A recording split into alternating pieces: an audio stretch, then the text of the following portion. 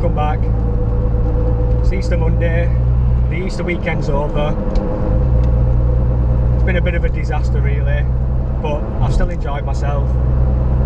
The only job that I've managed to get done on my list is the drive belt, which was quite an important one for me really, because I found it quite embarrassing when you were driving around. People would look at the car, and then when they hear that fan belt squealing, they look at your car like it's a piece of shit. And I always thought that was pretty embarrassing. So that's the only job I've actually managed to get done. The disappointing things are the exhaust. I really wanted to change the exhaust out, but when I've got underneath the car, we're not having a ramp in, and with how low the car is, it's hard to see underneath it. But I've got underneath it this weekend, and the exhaust is literally in about 5 or 6 pieces, all clamped together.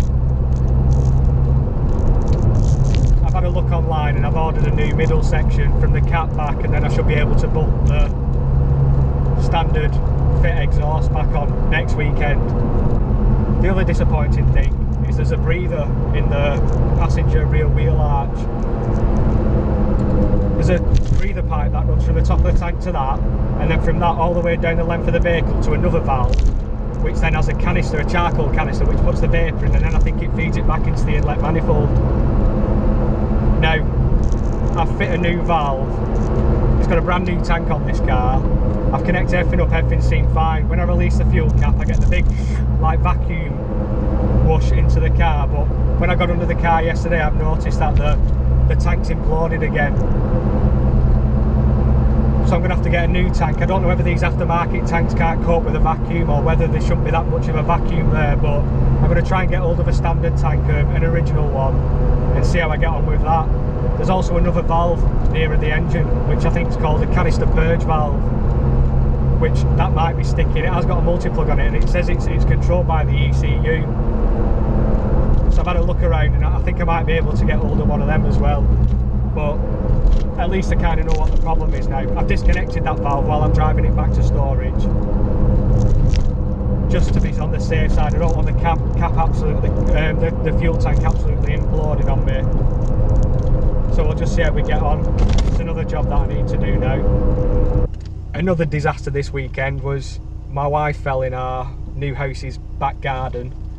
It's a building site at the moment, but she's still trying to do a bit of gardening because the garden's done, and she's slipped and she's broke her elbow in 3 places and broke her wrist as well.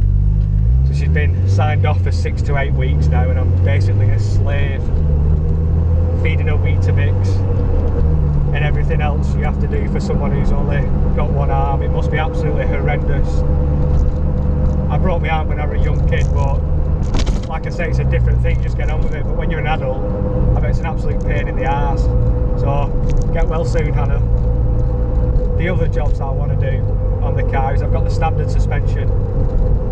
This car is so low, it's unbelievable.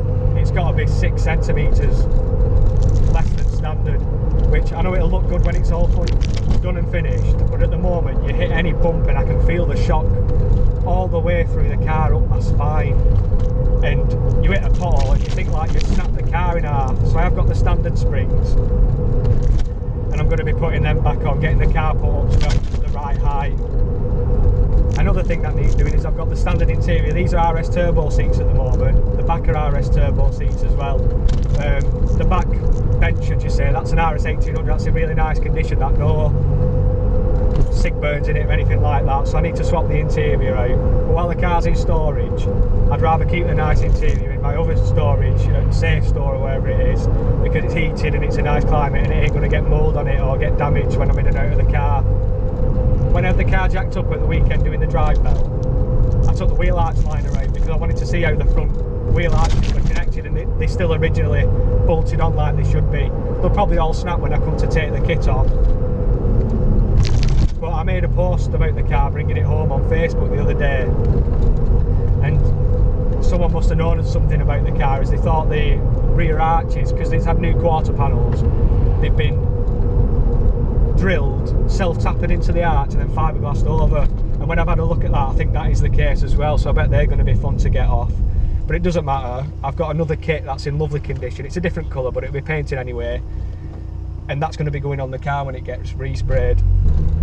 You may have seen in a previous video I've got the standard fit wheels for the car as well, which they're in a bit of a mess really. I need to get them to the alloy wheel refurbishment and see if there's anything they can do with them and how close they can get up to the original finish. It's got RS 2000 wheels on at the moment, and I've got to be honest, I do like how the bigger wheels look on the car. The only problem I've noticed with it being so low is lock to lock you can really hear them rubbing. I doubt it does that on the original ones, on the 14-inch ones, but I might get them both refurbished to the polished finish and then swap them out, put it up on YouTube and see which you guys think looks the best. Now onto the bodywork of the car. The rear quarters have been sprayed straight onto the black standard panel as they come. I don't think much prep work's been done to the panels, as when you jet wash the car it actually starts flaking off.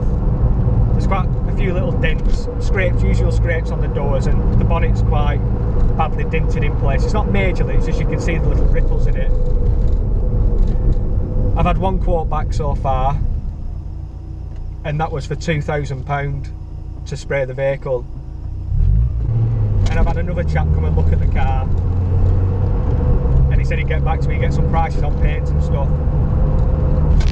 But seeing as I'm doing as much work on this car as I can, I've had a word with my father, and he said he'd build me a spray booth in the backyard where I've been doing the work this weekend, out of timber, just a temporary structure, and I'll spray the thing myself. Never done anything like that in my life before. I've sprayed stuff, but nothing like a car. So I've been doing as much research as I can on it, and I don't know whether it's worth investing £2,000 in a spray job on the car, because I don't know whether I'll ever get it back if I sold it. And I'm not doing this car up to sell it and make loads of money. I'm doing it because I'm enjoying doing it, and I'm enjoying having the car. It keeps you out of trouble, and it keeps you active at the weekends while my house is being built. But £2,000 is a lot of money, and it takes the car up to an amount where you'd probably be able to get one with 60,000-70,000 miles on it, not 112. So we'll see how we get on when we get to that point. It's going to be summer anyway, but I think I'll be able to do all the prep work myself, and then depending on how good this temporary spray booth turns out, I suppose is how good the results will be. But we'll put fans in it, filters in it and stuff, and I just think it'd make a really good video for on YouTube if everyone's thinking it and doing it themselves. Because the only thing that can happen that's worse is that you fuck it up and then you have to get it done. So you've not really lost anything. I can lend a compressor, I'll probably have to buy a half decent spray gun, but apart from that I think I'll be able to do it, but we'll only find out when I start doing it. I've just got back to storage. I disconnected the breather anti-trickle valve before I set off, and the car's not missed a beat. It's run smooth as they come. It drove just like it did when I drove it back from Essex. It's a really nice car to drive when it's running like this. So the problem's obviously lying with that emission system where it pumps it back into the inlet manifold. There is another valve I need to look at, which I think it's called the canister purge valve. But apart from that, I'm happy. At least I know what the problem is now. I've done just over 120 mile in this car over the weekend. It's nice to drive the car and find out how it drives, if there's any other issues with it, because buying it and putting it straight into storage, you're not really getting a feel for the car or finding out what little snags or little niggles it's got. The fuel gauge has started moving as well, so I don't know whether it's always been full and I've just been topping it up, but like I say, I don't know. You don't know these things until you start driving the cars. So that's it for this video. I hope you're enjoying watching them. I'm certainly enjoying making them. Let me know what projects you're on with down in the comment section below. I do make these videos quite often. I try and make them every couple of weeks. I used to make them every week, but it's hard to keep doing it with the car being in storage. But if you subscribe, you'll get a notification when I upload new videos. And also, please hit that like button, and I'll see you next time.